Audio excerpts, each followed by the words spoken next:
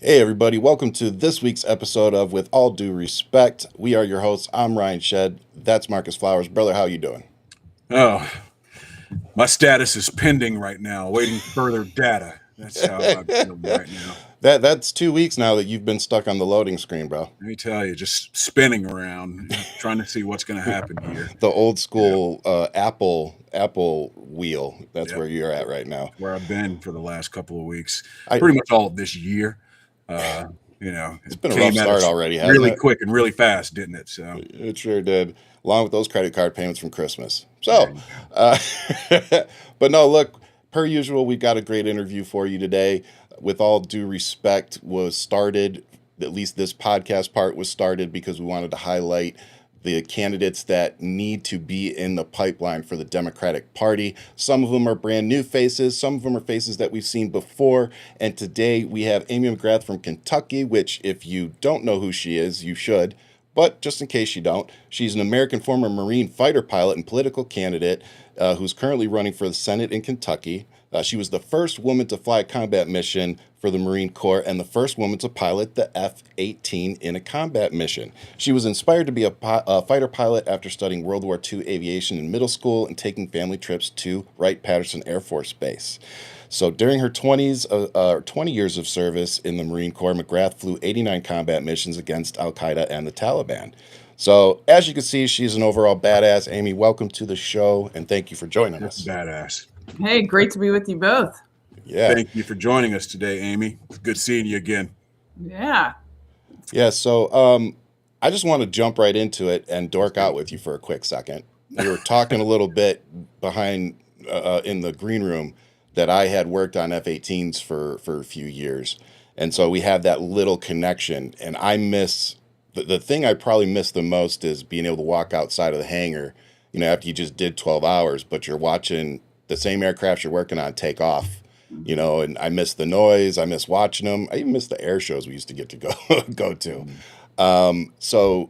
It was always an honor to watch you all, get in the cockpit of one of those planes that we worked hard on, and then to know that you all were out there doing the job.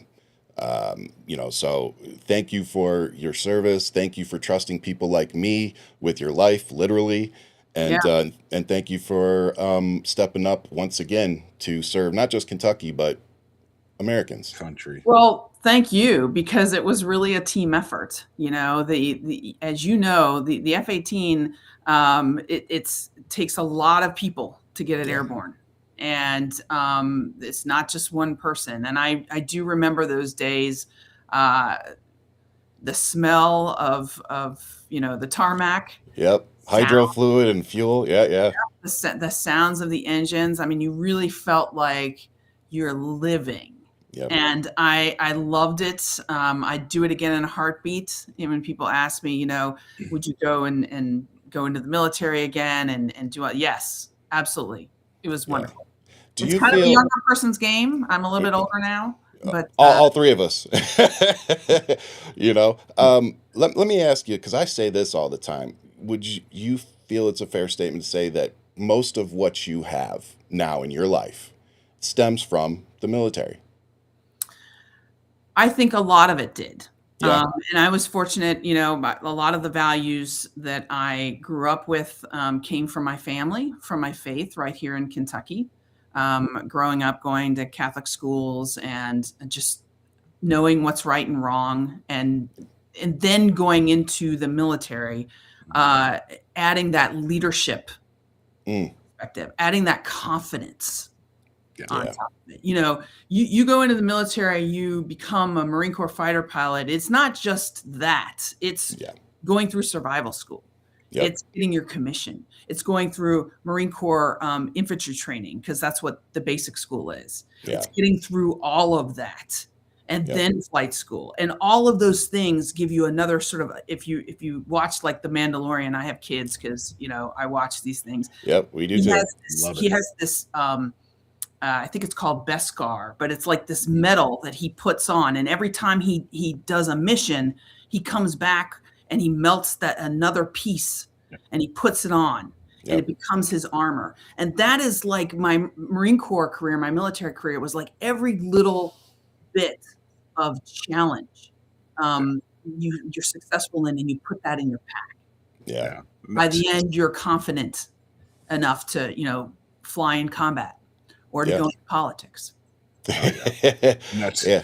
that's one of the things I used to tell people out on the campaign trail as well. I learned all of the values growing up in South Alabama, Lower Alabama, as we call it, LA, that I took with me throughout my career in the military, overseas, all those values that I had, but I honed them and really, really got a deeper sense and meaning of what those values were, selfless service, being honorable, always speaking the truth, just really drove it home being in the military. And that's one of the reasons, if not the biggest reason why, our PAC Hold the Line, which has endorsed Amy, by the way, looks for veterans who want to continue serving.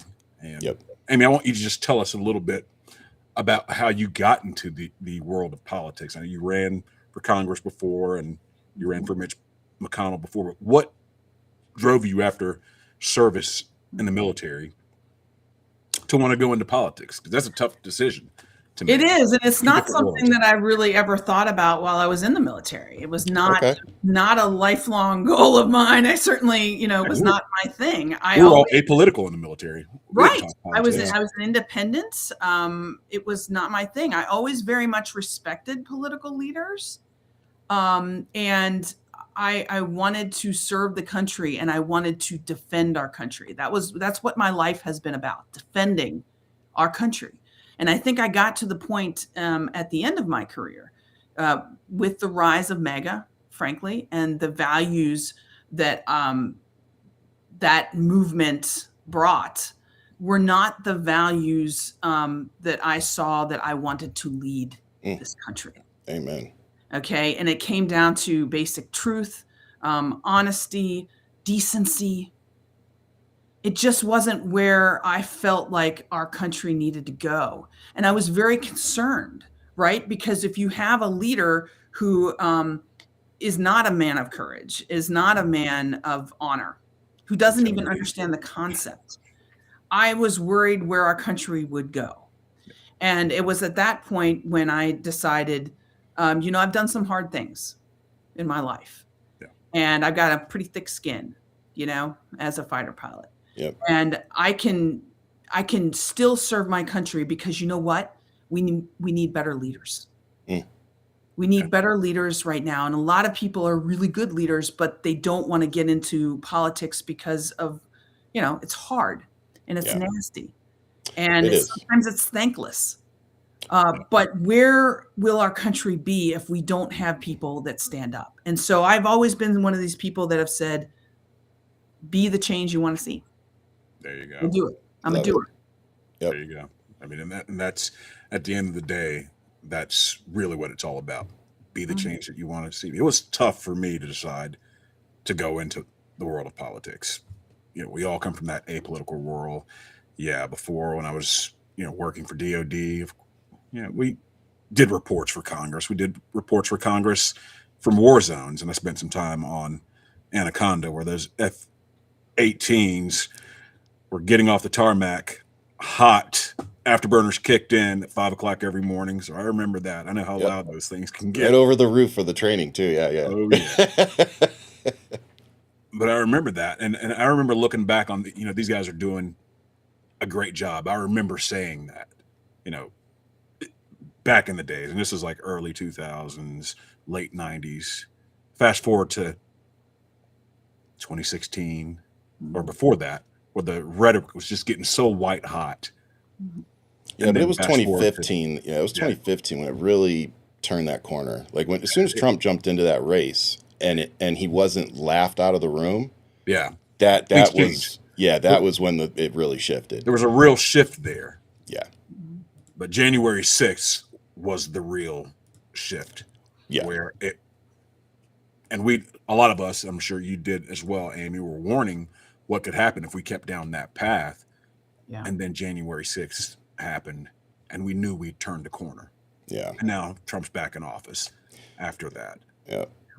Can you tell me? Go ahead, Ryan. Well, I was just going to say, one of the jobs that you'll have once you win this seat is sometimes educating your constituents and voters, and sometimes just the public. And in that effort, I know tariffs is something that you speak about sometimes.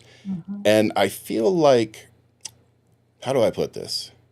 I feel like a lot of people don't know who pays tariffs and where this revenue is coming from.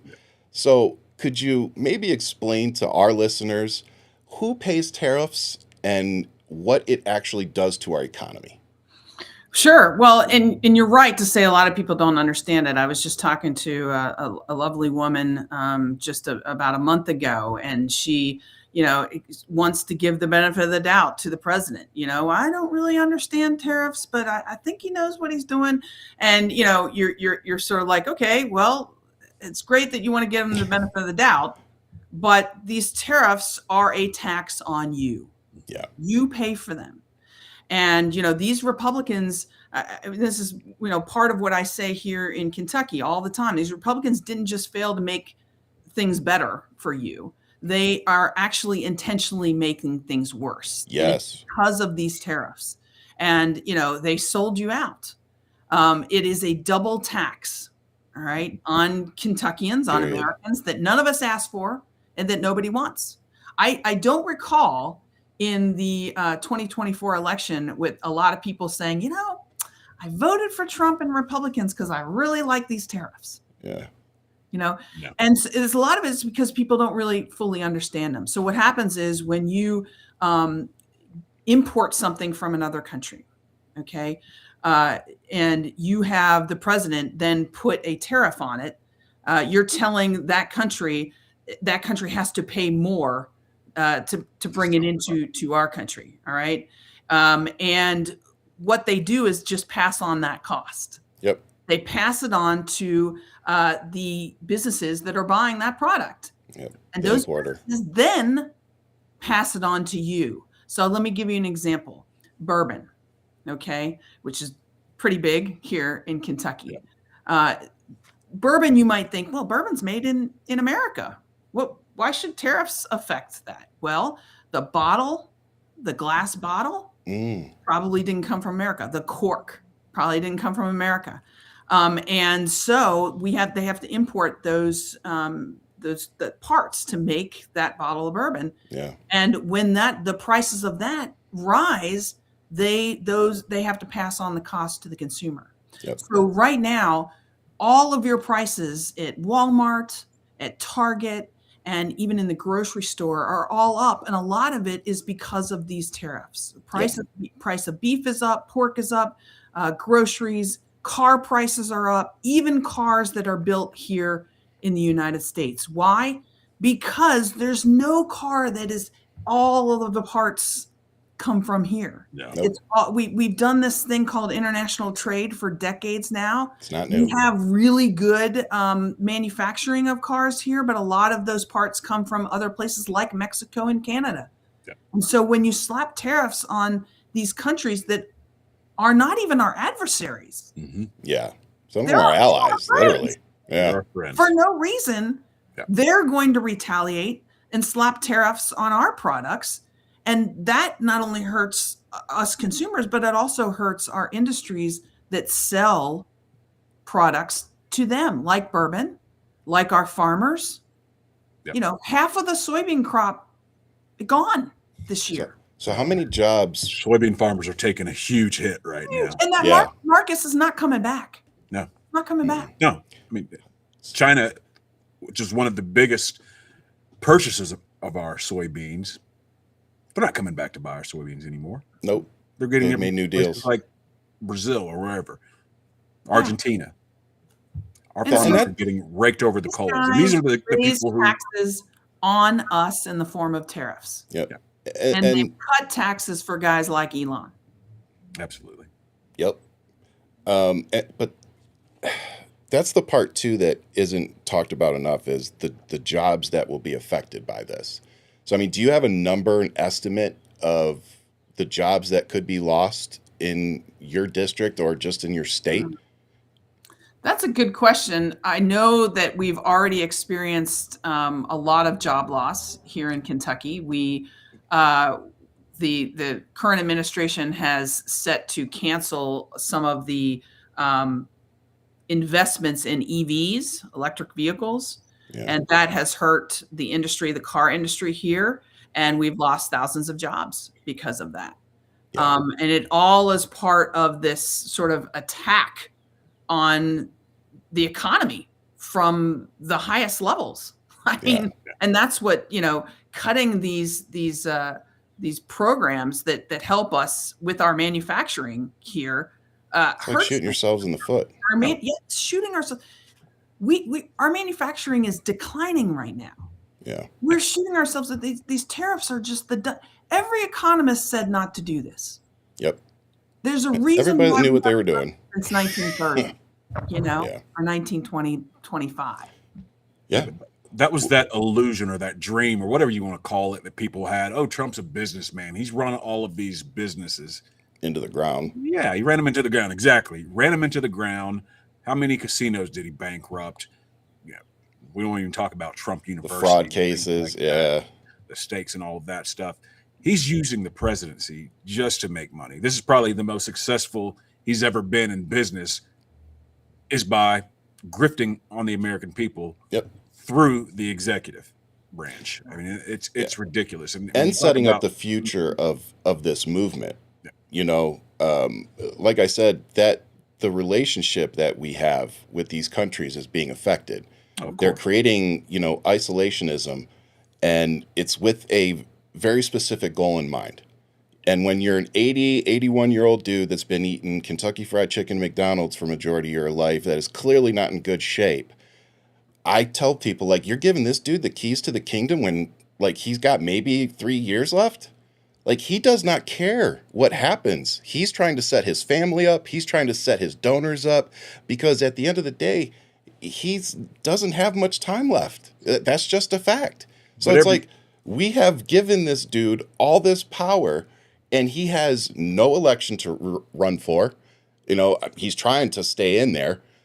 It's just insane what we're allowing to happen, which is why we need people like Amy to step in, because the only stopgaps that we had were Congress and Senate.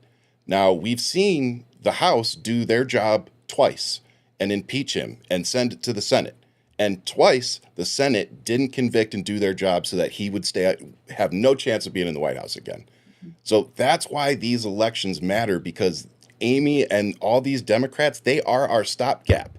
And they also need to feel the support from us so that they feel comfortable walking into the Capitol and standing on their soapbox and saying, no, this isn't good for us. This isn't good for my constituents. This isn't what we're going to do. Yeah. And that's what I feel personally like we've been missing in Congress as a whole, is that there aren't enough people right now in this moment that are stepping up, because I feel like either they don't realize how bad it really is, or they're just too scared. They're too worried about holding onto their seat. And let me put a fine point on that. Please do. It's about having leaders with courage. And what we know about Amy McGrath, a fighter pilot, combat veteran, she's got courage. Yep. And she would definitely go into that Senate chamber and be courageous. Unlike, did we talk about Mitch McConnell, who's stepping down or after this war? I mean, Mitch has shown so little courage. I think he's one of the reasons why we're in this situation for sure right now. Anyway, 100%, and so it's not. This is why it's so important also to elect people whose lives are not politics and politicians. Why? Yeah, that's a great point. Because you got a guy like Mitch McConnell who's been there for like 40 years. This is his life. Yeah. Okay. And I it's so amazing to me to think about these guys who know, like in the case of Kentucky, the Republicans running for the seat, they all know that tariffs hurt our state. They all know that these cuts to healthcare crushes our state. Yeah. And yet they continue to champion this stuff. I guess because they love the office space on Capitol Hill. I don't know. But you definitely need people who are willing to go, and this is why I like term limits, because you shouldn't be in Washington for 40 years. Shouldn't be your career. You go and you represent the people. Yep. And then you leave. And I always harken it back to, and you guys will appreciate this, our combatant commands. We have the best, 4-star generals and admirals in the world. Guess what? And they're in charge of different parts of the world. But you know what? They don't stay there for 40 years. No. And they don't even stay there for 10 years. They Nope. do, you're a head of CENTCOM or Southcom or whatever. 2 to 4 years, you're lucky, yeah. Yep. And you do it. And guess what?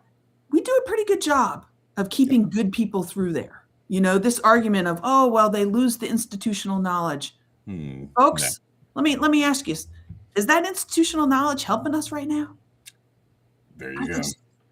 There you go. I mean, that's one of our hallmarks of Hold the Line Pack, bringing in the next generation of Democratic leadership. The That know next what they're doing. generation. How many times have we heard from people like Mitch McConnell and, some of our other octogenarians in Congress saying, well, we're holding the line for this next generation to come in, but then they never pass the torch. Yeah. They never They pass. run them all out of the party. Yeah. And that's because we got a lot of stuff to fix. I mean, we've got A ton. Kentuckians are losing their health care left and right, thousands of us. And then we've got to fix our democracy structurally. absolutely. I mean, we've got to do things like ending gerrymandering, getting dark money out of politics. There's so much we have Supreme to Court reform. term limits for the Supreme Court. So what have you seen from this administration, either the first time or this time, that has directly impacted healthcare there for Kentuckians? Yeah. Well, I'm glad you asked, because a lot of people voted for these Republicans and this president, and they on a promise that, we're not going to go after Medicare. We're not going to go after Connect, which is, Kentucky's very successful ACA marketplace. Okay. We're not going to go after Medicaid. That is exactly what they did. Yep. And, I'm somebody that believes that every Kentuckian, every American deserves affordable health care, right? Yes. And these guys in power, their single legislative accomplishment that they did last year with all the power, they had the House and they had the Senate and they had the presidency. That single piece of legislation they did cuts taxes for Elon, okay, but massively cuts health care from Americans, from Kentuckians. Yeah. It added a staggering $3 trillion to the national debt, by the way. I don't know how these people sleep at With night. healthcare in particular. Uh-oh. We lost Amy there. So, Let's give her- yeah, she'll come right back.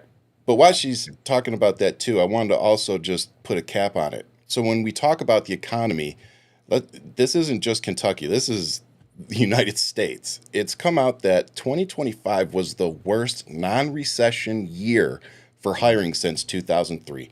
Revisions to employment figures showed the nation added just 181,000 jobs, an average of just 15,000 per month, down from an initially reported 49,000 pace, according to the Bureau of Labor and Statistics. I'm starting to understand now why Donald Trump was canceling the release of all these reports, because they sure aren't helping his cause. Yeah. That was by design, and they kept playing with the numbers as much as they could. Oh, yeah. And this is important. At a time where people are still getting destroyed by their health care, which Yes. personally, I think it's criminal when someone goes bankrupt because of healthcare, because they got sick. Yep. I think that's criminal. And then you add the fact that it's tough to get a job out there and the market is shrinking. Yep. And consecutively shrinking under Trump. I mean, I don't want to say it the wrong way, but I think he's the worst president on record for creating jobs. I want to say Oh, it wouldn't surprise me. it's pretty close if he's not the worst. At least in modern. in modern history, Yeah. since we've been Yeah. tracking that Yeah. type of data. So, I It's mean, like since 1900, I bet. Yeah. I bet that's probably true. you know, Get it to us, Keith. Check that for us, will you, Keith? But talk about Kentucky. Healthcare jobs too. I mean, Yeah. when you cut Medicaid and you cut the subsidies for Affordable Care Act, that means people can't get health care and jobs go away. We're looking at 20,000 healthcare jobs lost in Kentucky because of what this bill did last year that these Republicans all voted for. All right. And so, and also we have the highest number of rural hospitals in the country at risk right now. Oh, wow. At risk of closure because of this. So imagine, right now, if you're living in a rural area, your dad has a heart attack, you have to drive him to the hospital maybe 15 minutes. Well, if that hospital goes away, now you're looking at an hour and a half drive. Yeah. That's people's lives right there. Yep. That's communities. It's shameful. Of 34, I want to say 34 developed countries, we're one of two maybe that haven't figured out universal health care, or at least making it affordable for people. I mean, it's if we wanted to, we could. You guys are making it worse. Yeah. If we wanted to, we could. I firmly believe that. We could make it happen if we wanted to. It's just all the powers that be and lobbying and, corporations being treated as voters. Like, it's all of that stuff that's the problem. It's not, can we fund it? Yeah, we can find a way to fund it. If we can keep funding these billionaires and Elon Musk, we can find a way to fund it. Yeah, it's just putting. What do we call it when the system keeps making the same mistakes over and over and over again without fixing them? Well, insanity. And we have to shift the incentives. My mom accepting the risk is a lifelong physician, and here in Kentucky, and my father had cancer. Maybe about 15 years ago, he was diagnosed, and my mother had to retire from being a physician to care for him full time later on. And I remember coming home, I was still in the military, coming home on leave and walking in the room, and my mother had just hung up the phone and she was on the verge of tears. It's my mom, who's a doctor.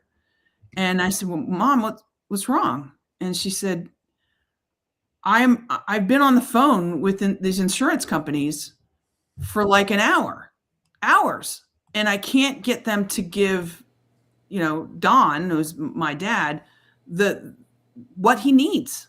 Mm-hmm.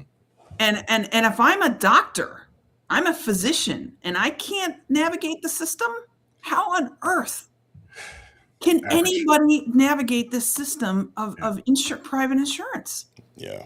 And that was at that point where I was just like, yeah, we got to do something about this. This is wrong. Yeah. Yeah. And there's a constant fear of litigation, that's constantly over their heads as well. Like, there's just so many issues. But like you said, I've heard so many doctors in my life that have said the exact same thing or something very similar. It's hard for them to navigate it. They hate it. They don't like it. And they don't even like charging their patients what they do. But they've got to play the game. They've got to charge the most amount of money so that the insurance will pay, the top, dollar or whatever their payout is. And every insurance company is different. And so it's just crazy when you sit down and look at it. And I wish more people kind of would, because the same people that say, I don't do politics, are the ones that are affected by these policies the most. By politics. And to put a finer point on that, when you see these insurance companies recording record profits quarter after quarter after quarter, while people are struggling out there. People are struggling, and the Affordable Care Act subsidies. Look, the Affordable Care Act was never a perfect piece of legislation. We know this. But for Kentucky, it did Kentucky a lot of good because we had a Democratic governor and we expanded Medicaid and we got people coverage here. Yeah. And what we've seen at the very beginning of this year is these premiums have skyrocketed. I just talked to a woman where I live in Northern Kentucky. Her premium has gone up from like $400 a month to $1,500 a month. Now, people cannot afford that. No, it's nuts. And we shut down the government for how many weeks? for this, and yeah, we got some subsidies at the last minute, but the die had already been cast. Yeah. Those premiums skyrocketed, and But now like, people are suffering that consequence. but So I'm really glad you said what you said though, Amy, because people can't afford this.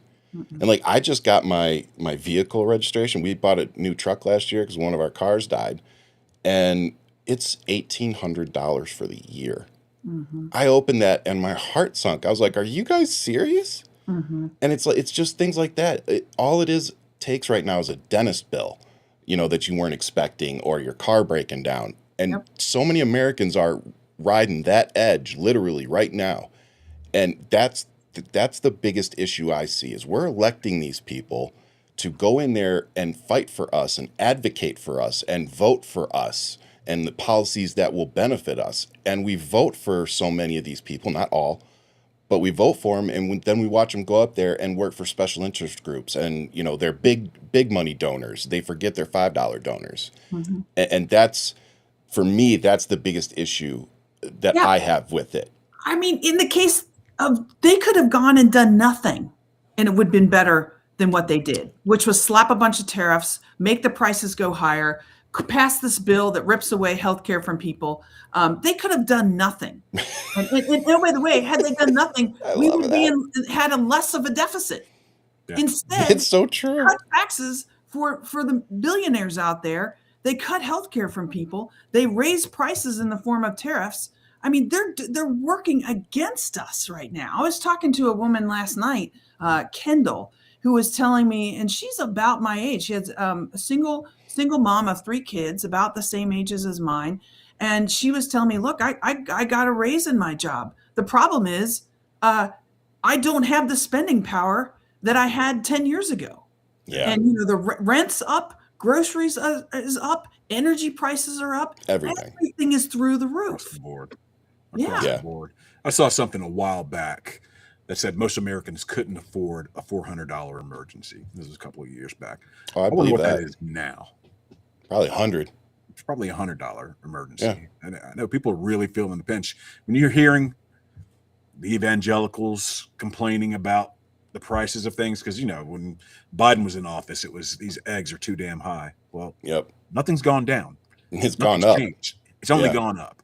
So yeah, that's the thing. I love what you just said though. And I think Marcus, unless you got something else, I'm going to cap it off on that. The Republican Party literally could have done nothing, and it would have been better than what we're seeing right now. So, Amy, thank you so much for joining us today, giving us 30 minutes of your time. I know how busy you are running your campaign. And as I commonly say, I look forward to having you back on, and hopefully I can address you as senator, and we can keep talking about what's affecting us here. Well, I appreciate both. I really do. Tell everybody where they can find you and help you out. Yes. Yeah, great. AmyMcGrath.com. And I always say, don't count Kentucky out. We have a Democratic governor. Yep. This is a very, very unique opportunity here with this open seat. And if you're a patriot and you love this country, you have to support candidates around the country. We have to be the change that we want to see. So I would just offer everybody, if you don't like me, go find somebody to support. But get out there and don't give up on our country.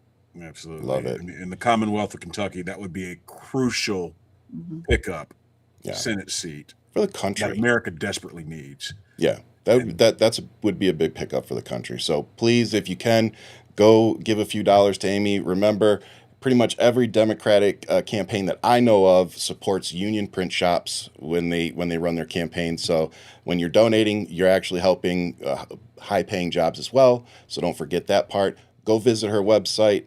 So Amy, thank you so much, and thank you again for your service and your continued service, because we definitely need it right now. Amy, you're always my hero. So thank you for joining us. Thanks for having me. I appreciate you both. Thank you, ma'am. Bye now. Bye. All right. Amy McGrath of Kentucky, y'all. Yeah. We're getting some good guests on here. She's great, man. I mean, she's what we need to see in the Senate. More of that. Yeah, for sure. More of that. Yeah. She's followed me for a few years. I think we've engaged comments, but that's the first time I've ever gotten to talk to her. And of course, she was impressive, at which I didn't expect anything less. But Amy like and I she's became friends back in 21. I'd call her up and, get advice from her on things, and she was a tremendous help for me. So it's nice to have those kind of people in your Rolodex. yeah. Yeah. So thank you again to her and her team for making some time to come on the show. And remember, we'll have her website in the description of the show. So please, you can go find it there, or just Google Amy McGrath, Kentucky, and her stuff will pop right up. We always joke about the fact that we always have some breaking news that comes as we're getting ready for the show. And it's always a little different now because we start with the interviews and then we go into this. But this one hit close home, and it felt like, correct me if I'm wrong, but it felt like it kind of hit all of us in the green room a little hard. But me in particular. And if y'all give me a minute to kind of talk about it, because it is something that's important to me. But the breaking news part is, unfortunately, James Van Der Beek lost his battle with colon cancer and has passed away at 48. If you had seen some of the videos he had done, he really didn't look good. But to my knowledge, I didn't think he was terminal. So I don't know, I don't know if this was expected because it was stage 3. But, as with most people dealing with cancer, nothing's certain. And they call it practicing medicine for a reason, because nothing is certain. The reason it hits close to home for me personally is I've spoke a lot about it. If you follow me, then I talk about Lynch syndrome a lot. And what that's short for is hereditary non-polyposis colorectal cancer, or HNPCC. That's what it was called before they gave it Lynch syndrome. My dad found out that our family carried that, and we traced it all the way back to my great-grandmother. So great-grandmother, grandmother, dad, me. We've been able to trace this genetic deletion. It's called the MLH1 deletion. And basically what it does is a tumor that could take 10 years to grow in somebody like Marcus would take more like 10 months in me. So I had my colon taken out at 37. The surgeon at the time said, if you want to see your kids graduate from high school, you're going to let me take your colon out. And I was literally under the knife 2 weeks later. Because the one thing my dad didn't do is my dad didn't have a complete colectomy, because back in, the mid 90s, it wasn't like now where, I had some cuts, but, it was like being stabbed 8 times. My dad was cut from here all the way down, It was very traumatic back in those It days. is. It A was lot more traumatic to invasive. see. Yeah. So he didn't want the stoma. He didn't want the bag because he had seen his mom and his best friend with it. And again, back then the bags weren't what they are today. So he just didn't want it. And after he passed, he made me promise to go get the test, because he had paid a lot of money to get it done back in 2005-06. It wasn't as big as it is now. And when I went to go get the test, I asked his oncologist, I said, do you think my dad would still be here if he'd let you take out his whole colon? And like every doctor, she hemmed and hawed because she didn't want me, to hold anything against her legally. And I just this is just a conversation between you and me, like nothing. And she's like, of course I can't be sure. She's like, but he would have had a hell of a lot better shot. And that was when I was 25 that she told me that. So fast forward to 37, had my colon taken out. 2 more years later, they found another 30 millimeter polyp with what was inside what was left. They had to go in and get that. So I am no stranger to these kind of things and losing folks. So yeah, it was, it hit me kind of hard because we were literally getting ready for the show when that popped up on my phone. Right, yeah. And I know, I feel like everybody I know in my life has dealt with cancer in some way, shape, or form, either a loved one or themselves. And so, I know these type of stories like Chadwick Boseman, these people that are in our lives because through their art, but they become a part of our memories and our lives because of, what they did. Yeah. And it makes it a little harder. So I guess I tell you guys all that to say, before I let Marcus say his part, go get tested. Don't hesitate to get a genetic test done, because I'll be honest, I felt like it was a death sentence when initially, because I just watched my dad die from it. Yeah. But over the years, I've learned that it was such a blessing, because I knew that I needed to go get screened every year or 2. So I started getting colonoscopies at 25. Nobody does that. But because I knew what I had, and I could justify it with the doctors, I was getting them every year. And that was, I started getting polyps at 32 and we were able to hold it off till 37. But I always think about, what if I hadn't gone? What if I hadn't been getting those colonoscopies? I wouldn't be here now. Like I know that for a fact. So go get tested, go get those checkups. If you're having issues, my dad waited too long. And because he was one of those tough guys that didn't think he needed to go to the doctor or the hospital, and that's the way it was back then. But that's not the way to do it. Let's learn from their mistakes. Go get those checkups, because if you have kids, you have family, they want to see you around. So go to the doctor. Absolutely. And it's so important. That's why, James's death, it kind of hits close to home to me as well, because my maternal grandmother died of colon cancer. And, she came from a different generation. She went through the civil rights movement and, lived under Jim Crow and all of that. And it was, they just didn't go to the doctors, and this is a thing that's common, or used to be very common in the Black community.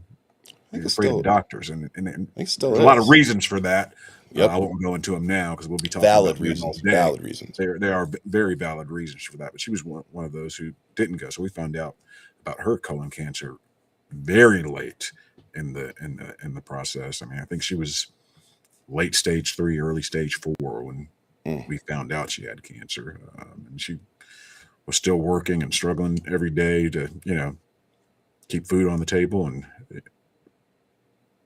it was just it was funny too, man. In a matter of months after we found out about it, she was gone. So my dad said 3 weeks before he died, he was still talking about going back to work. Yeah, he's like, if my guys are gonna be mad, I got to get back to work. And like, I just remember looking at my brother like, he does not understand like what's happening right now. And man, I get it as a man too. I mean, I don't always sure. go and get checked up the way I need to. My wife has to force me to go, and I go, oh, no, go. She's I was straight up scared. So go do it. Go check it out. Go do this. Oh, that hurts. Go see a doctor. A lot of us guys, we're like, oh, okay, we'll grind through it. I get that. I get that mentality, but did we lose you? Take care of yourself. I'm still here. Did you lose me? Oops, connection lost. Are you still with me? I don't know if that's me or him. I think I'm good. Okay, I'm good. Okay. Sorry, guys, that was weird. I was just talking. I didn't see. They were just the computer's telling us to move on. But yeah, guys, take care of your health. That's the biggest thing. Especially men.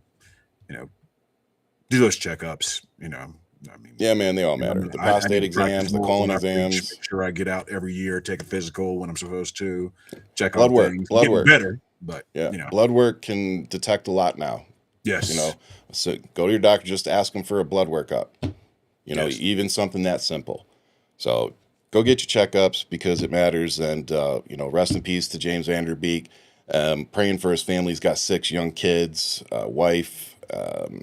So very young family. So 40. I mean, he's 48, man. I mean, that's it's only like 4 years older than me. So yeah, that's younger than me. So yeah, I mean yeah, you just hate to hear that, man. So that kind of sucked. But let's move on to other things that suck. Well, actually, this didn't suck. It was fun watching the right lose their ever-loving minds over the Super Bowl halftime show. Really? Now, I will say with this, I do have one criticism that I have. We were trying to get the translation up on our screen so that we knew what he was saying. And the broadcast that we had access to, none of them automatically put it up. And every time we tried switching the captions for some reason, our TV wouldn't switch it from Spanish to English like it normally does. So I don't know what that was. That was my only thing, because what I wanted to know is I wanted to know some of the stuff he was saying. So I went back afterwards, to watch some of the clips, and people put captions, and I loved it because he was saying, it didn't matter to me. I was just watching. Well, I'm not really talking necessarily just about the music, because music to me is universal. We all knew those beats to those songs as soon as they came on.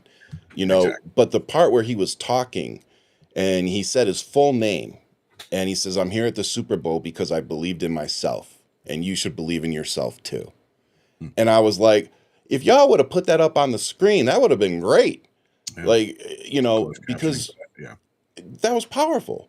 And then you go back and you biggest kind of gripe on the right. Oh, he didn't speak any English and nobody understood. I mean, I don't care. I just wanted to know, I just want to know what he was saying. I don't have, my issue isn't with him, singing in Spanish or saying Spanish. I just want to know what he was saying.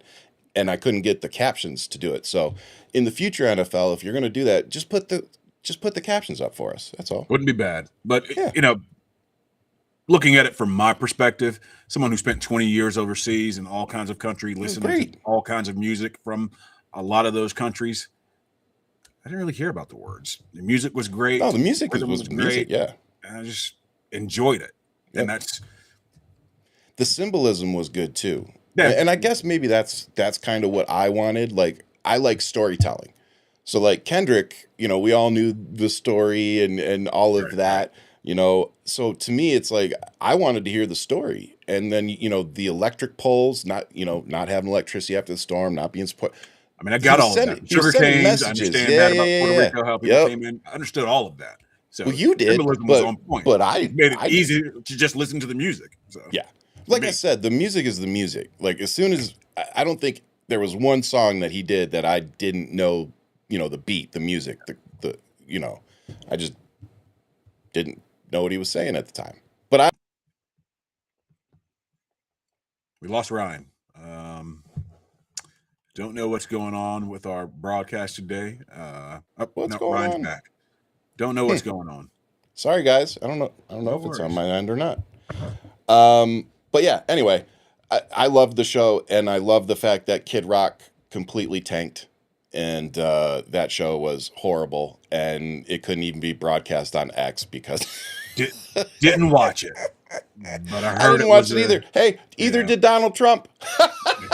Apparently not, because he was talking about how did he say terrible or horrible? Dude, they got video of it. They got video of him watching that instead of the Turning Point one.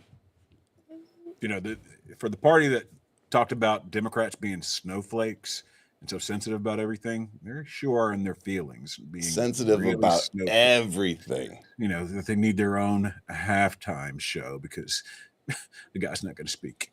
Such English. Alpha male activities. I mean, come on, man. But shout out to the Seattle Seahawks. Congratulations, Seahawks. Yeah, New England Patriots had enough trophies, so it was nice to see Seattle Seahawks get one.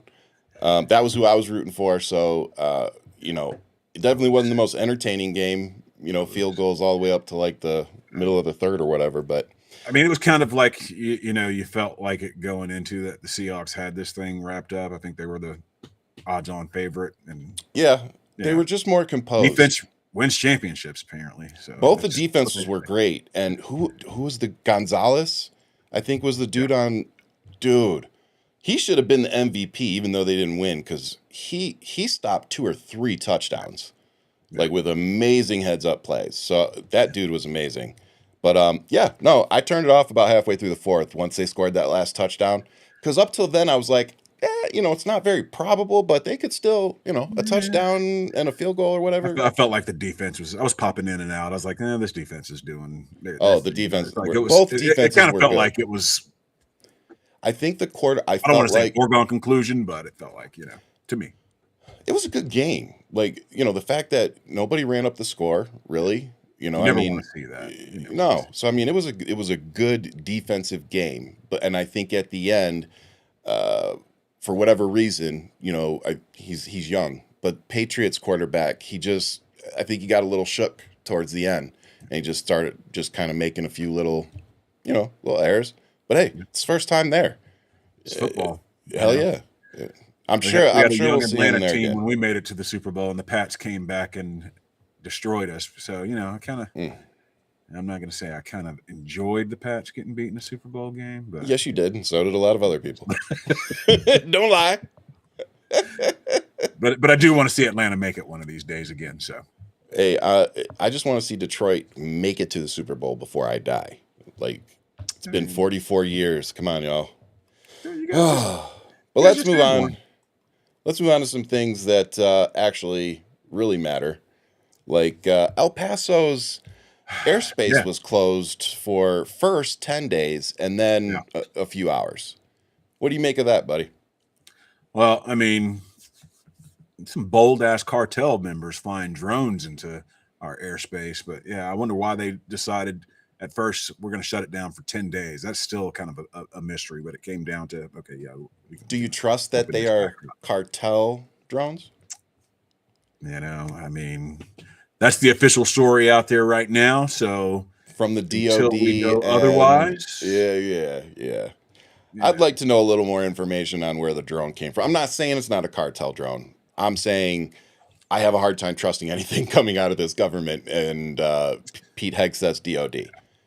Yeah, I mean, good point. Very good point. So that, you're like, yeah, that's hard. It's hard to points argue. were made. You know, from a guy who used to work for DOD. You know, I'm like, hey, you know, why would we lie? But Yeah, you know, it's a different yeah, DOD yeah. from the DOD that I come from. So Weapons of mass destruction. I guess right? they're not even calling themselves DOD anymore. It's Yeah, DOW. So, DOW? DOW. I'm never calling it that. Yeah, Sorry. no, me neither. So, you know. By the way, whoever's running for president 2028, the first thing you do is undo everything Trump did, take his name off of every building, and fix that. Fire Pete Hegseth. He ain't gonna be there by that time, bro. He's gonna be the fall guy before that happens. Yeah. Speaking of fall guys, the Epstein files. Oh man. I believe we have a video. Is this where we have the video, Keith? Pam Bondi is testifying before the House Judiciary Committee today. Right off the bat, Jamie Raskin accused her of engaging in a cover-up. She also refused to acknowledge the Epstein victims who were in the audience at the hearing today. This woman is insane. And called Raskin a washed-up former lawyer, law professor. I mean, but he does understand the Constitution. Yeah. He does understand that. So how's he washed up if he's asking you the questions, lady? Exactly. He's the one holding you accountable. Yeah. Because he's up here on the food chain and you're down here. It's all about those checks and balances that we're supposed to have, you know. But I guess DOJ thinks they're above the law and that, you know, Pam Bondi can come in and insult a bunch of, you know, lawmakers, which is, you know, imagine just ridiculous. You know, the way they're behaving like they're above the law when you're supposed to be the agency that enforces the law. And you're supposed to be doing it according to the law, but they're the ones that are lawless. And yeah, for sure. Just ridiculous. You know, when you see all of these redactions that were unnecessary redactions. You know, and Trump was mentioned in there a lot with the redacted versions. I think it was 38,000 times. But then it turns out he's really in there about 900,000 times or so. Somebody sent me a thing that said 2 million. Somebody sent me a thing that said 1 million. The only thing I was able to verify myself was the 38,000. That's the only number I was able to verify. So I'm going to stick with that one for now. But I have heard that he is in there a lot more. So, you know, not saying it's not true or whatever. Some of the things that I've seen from the latest batch. I mean, I've heard it too, like several times. I just haven't been able to verify it myself. I've seen some saying. Yeah, for sure. It's crazy. We're talking about little kids now. Oh yeah, I remember Megyn Kelly going on a rant about, oh, it's not like we're talking about 8-year-olds. We're talking about 15 and 16-year-olds. No, you're talking about 8-year-olds. We've seen the videos. You know, those are 8, 9, 10. They look like 8, 9, 10, 11, 12-year-olds. Yeah. So those are not teenagers. I don't want to say that. It's sick shit. You know, I'm sorry. Pardon my None of them had hit puberty yet. But that was very evident. Some sick shit that we're seeing here. And I see why they were, you know, trying their hardest to cover it up. Oh, for sure. So, well, I mean, hey, freshly released FBI document shows that Trump said in 2006, everyone has known about what Epstein was doing, contradicting his claims that he had no idea. Are we surprised about that, though? Not you and me, no. Some other people maybe. Feign, you know, get out their fainting chairs, be like, oh, no. So do we have a video of Pam Bondi, Keith? Do we have some of that video, Keith? The Dow is over $50,000. I don't know why you're laughing. You're a great stock trader, as I hear, Raskin. The Dow is over 50,000 right now. The S&P at almost 7,000. And the NASDAQ smashing records. Americans' 401ks and retirement savings are booming. That's what we should be talking about. We should be talking about making Americans safe. We should be talking about, what does a Dow have to do with anything? That's what they just asked. Are you kidding? Mr. Jordan, Mr. Jordan. Committee will be in order. Mr. Jordan, am I going to get an extra 45 seconds added to my time? The committee will be in order. The time belongs to the gentleman from Texas. Ms. Bondi, the Attorney General can respond. Thank you. The Dow has shattered 50,000 for the first time. This is crazy. They said it couldn't be done in 4 years, yet President Trump has done it in 1 year. The Dow is over 50. My goodness. My goodness. Is it over yet? Yes. What does the Dow have to do with the Attorney General for the United States job? I'll tell you, fuck all. Sounded like a lot of deflection to me, and the casual insult of lawmakers that you're supposed to be answering to. I don't This even is know where what we to are, say guys. to that. This is where we are. This is the America that we're in right now.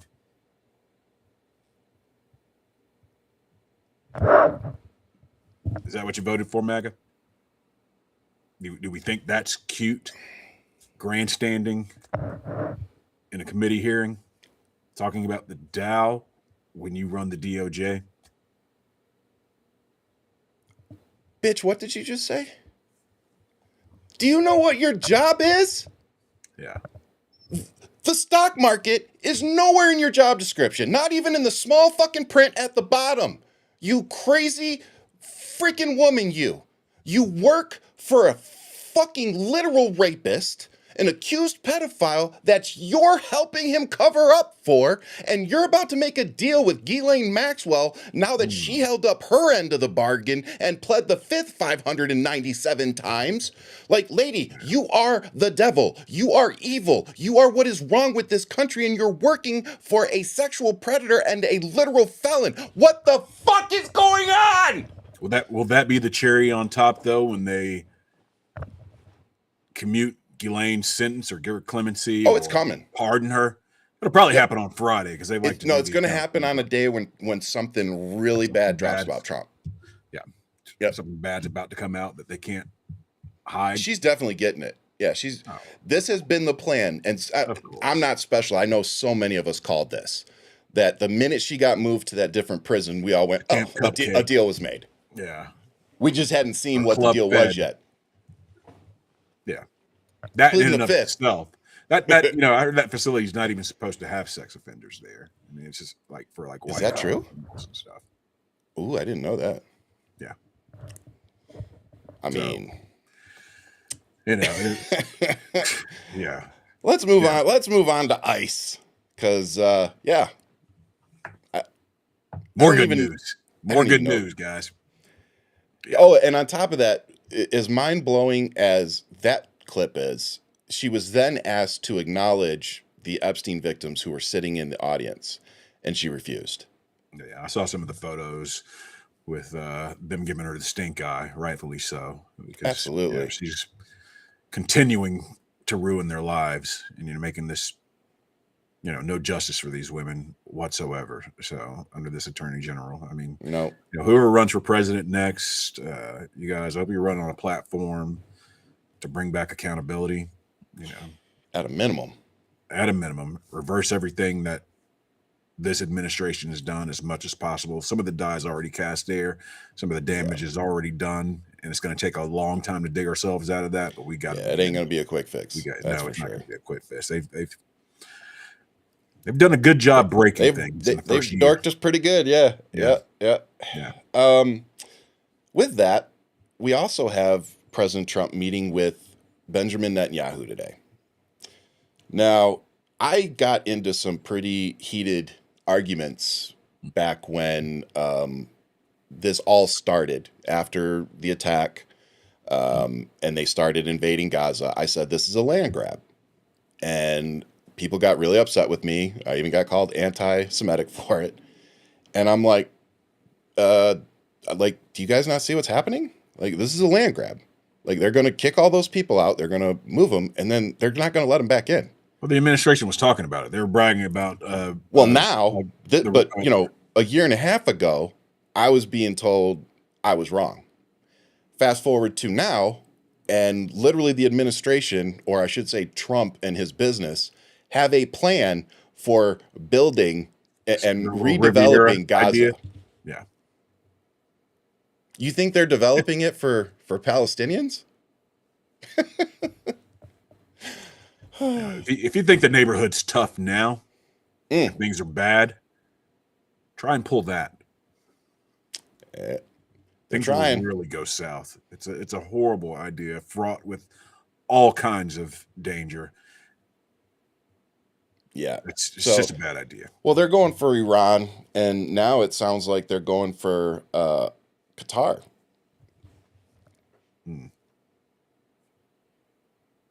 Like, why Qatar? Why Qatar? I guess. Oh, I'm sorry. We're upping our arsenal as the tensions rise with Iran. Yeah. Rearming. We're supposed to have peace there. You know, this is one of Trump's little peace. Is this how you get a Nobel Peace Prize? Those talks have gone south, and you know they're not really reporting on that a whole lot.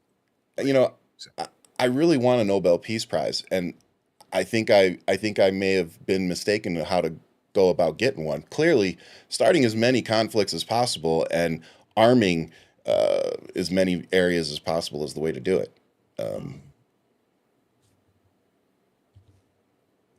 This guy.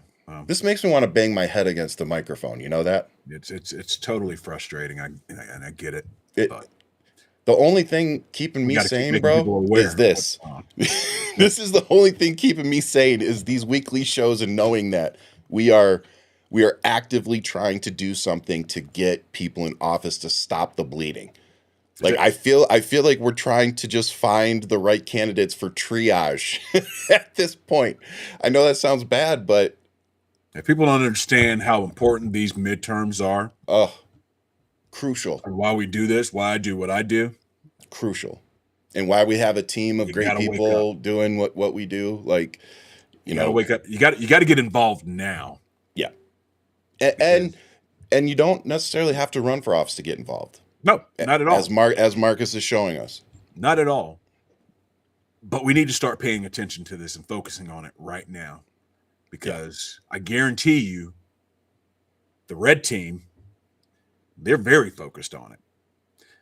They've sent the FBI to Fulton County to take ballots. Now, Fulton County is sued to get those ballots back and, you know, gotten an injunction as well. But again, still crazy that happened. I've probably said it 3 or 4 times during this show. The die has already been cast. We don't know what happened with those classified documents in Trump's bathroom for a year. And we don't know what's going to happen to our ballots while they're not where they're supposed to be. Oh, you mean like cyber ninjas when they took all the Arizona ballots out of state to the personal owner's cabin? Exactly. Oh. Well, we don't want to talk about that, do we? Yeah. But this is the FBI.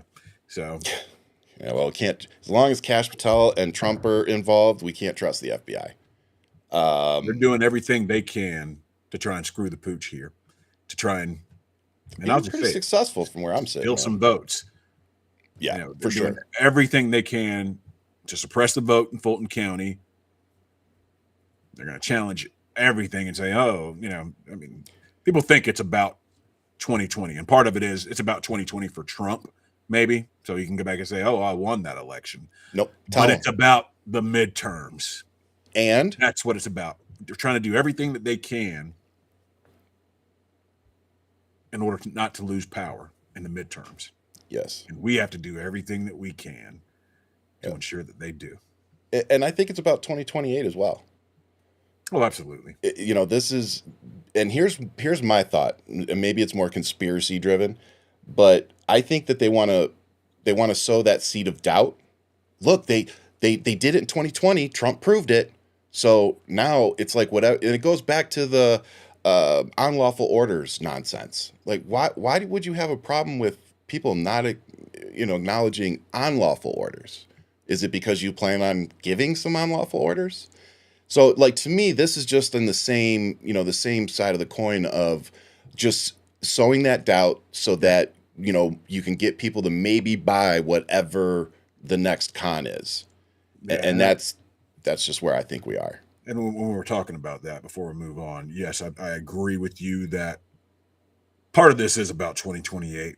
More immediately, it's about being able to continue the fuckery, for lack of a better term, To keep power so he can keep power, for sure. keep messing things up and implementing, this project. They can't get 2028 if they lose the majorities. Yeah. If Democrats win the House, and I can't even believe I'm saying this right now, but I think there is a path to Democrats winning the Senate.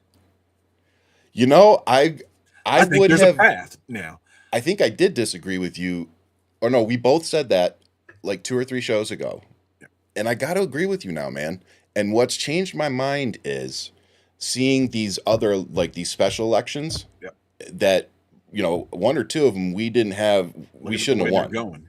I mean, the map's not favorable for Democrats, but we're winning them. It's starting to feel people are saying, right okay. I'm starting to change my mind a little bit there and think there is a path to win the Senate. I think it's possible. 26. I think it's possible. Yep.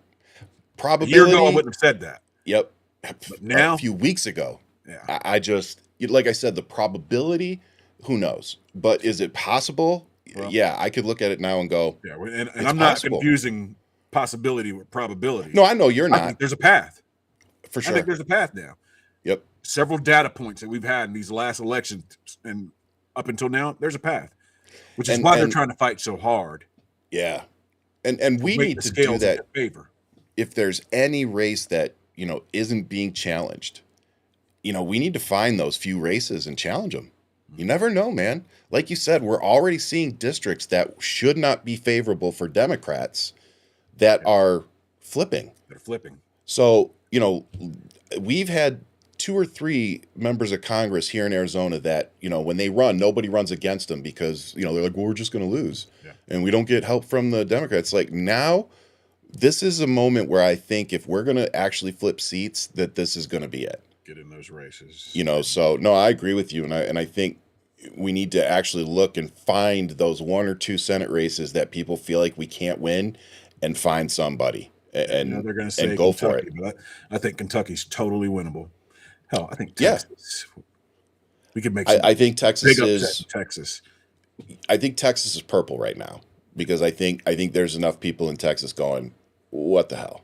Yeah. Like there's one thing of I know people are going to say, you Democrats, which Ron's not a Democrat. You guys say this. I am a Democrat. I told you. Cycle. I told you. Oh, you did? Okay. Yeah. Well, I found out that apparently I never deregistered. Well, then you are a Democrat. Welcome. I am a Democrat. Welcome to the party. Apparently, I never left. I was just sleeping in the basement. That's my point. People say that, every cycle, Democrats say we can win Texas. I think we can. It's winnable. Yeah. I mean, because look. We can do it in Montana. Montana, Texas, Kentucky. That's 3 right there. I think we can do it in Maine. I think we can do it in South Carolina. I think it's possible. I think South Carolina is doable. But even in Texas. Again, I see a path to victory now. So yeah. That we didn't see before, for sure. There's definitely districts and even states that are favorable. And even here in Arizona, because I think Amy talked about how her state legislature has been controlled by Republicans since like forever. And now she's starting to see it flip. Georgia, 22 years. Same here in Arizona. I think it's been like 3 or 4 decades, if I'm not mistaken.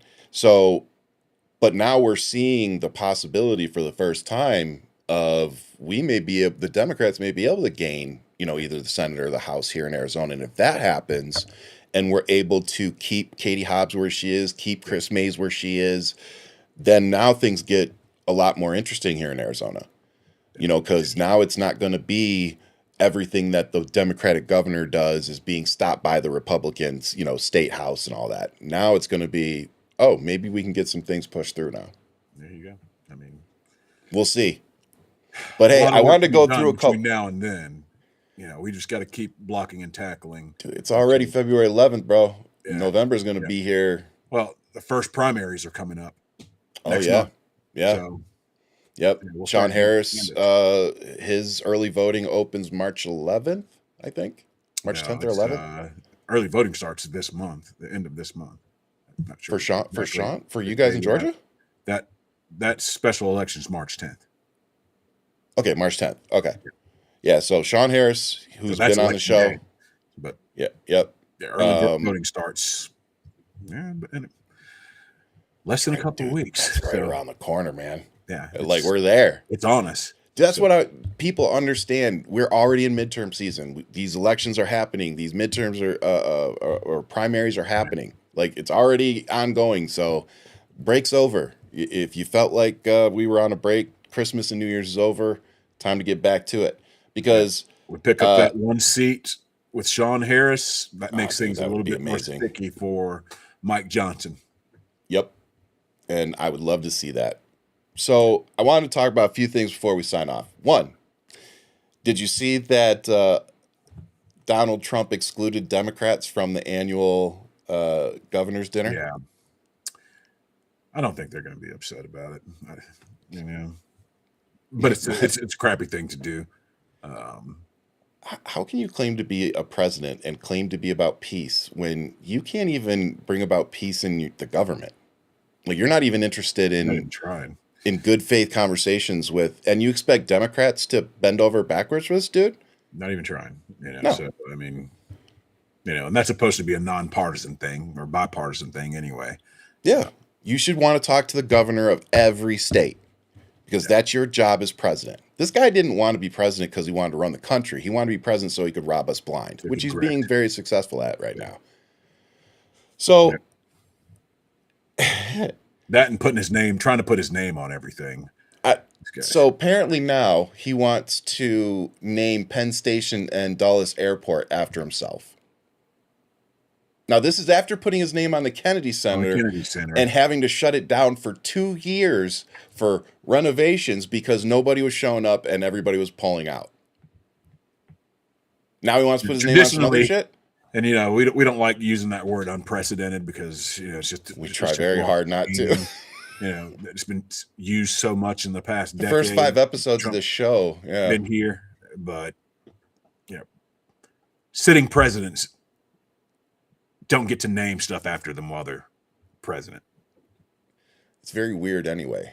It's, it's definitely not an alpha male thing. Like, you get your library after you're, that's different. Gone. Yeah. Yep. That's enough. Yeah.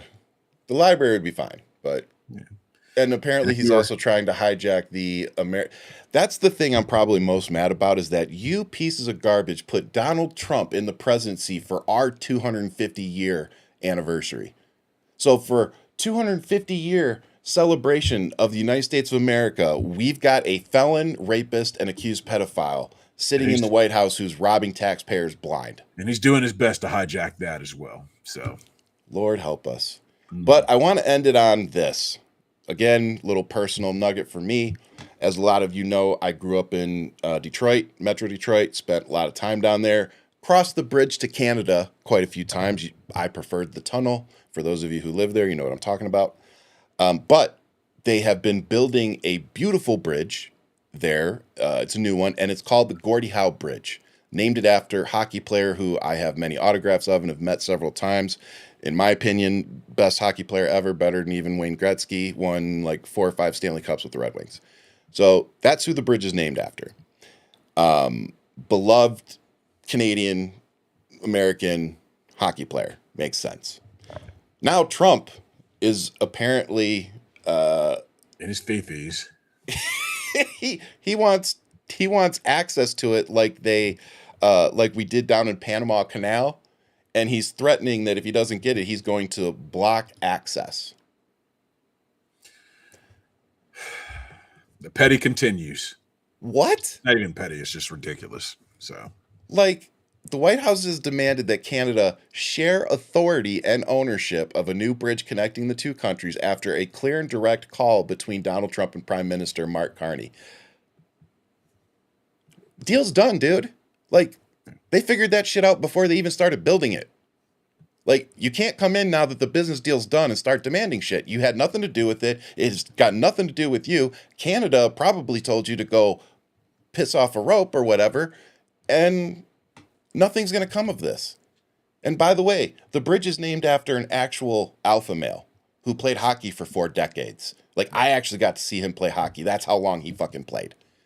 So, once again, Donald Trump is upset because something was named after a man better than him. With that, you got anything, brother? yeah. Ladies and gentlemen, we got a fight on our hand. We got a chance to get this ship moving back in the right direction, get some accountability and checks and balances going on again.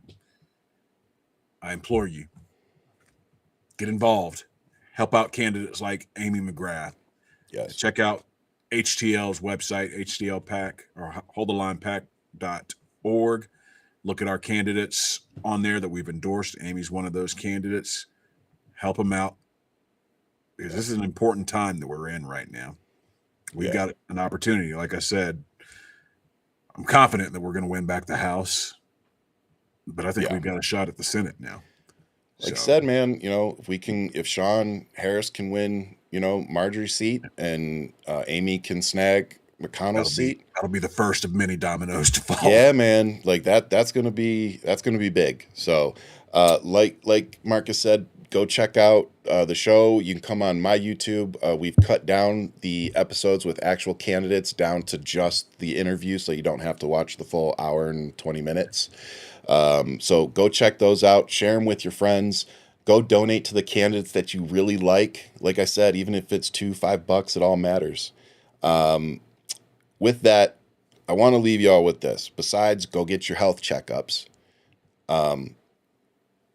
We care about you.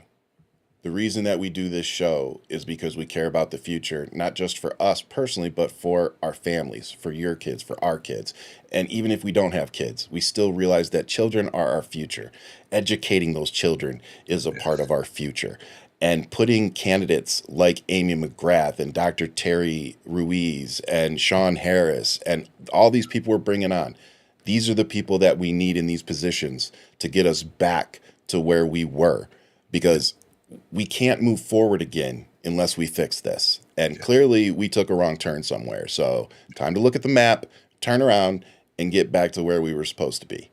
There you go. So as always, much love, keep fighting, but most importantly, stay safe out there. Godspeed, everybody.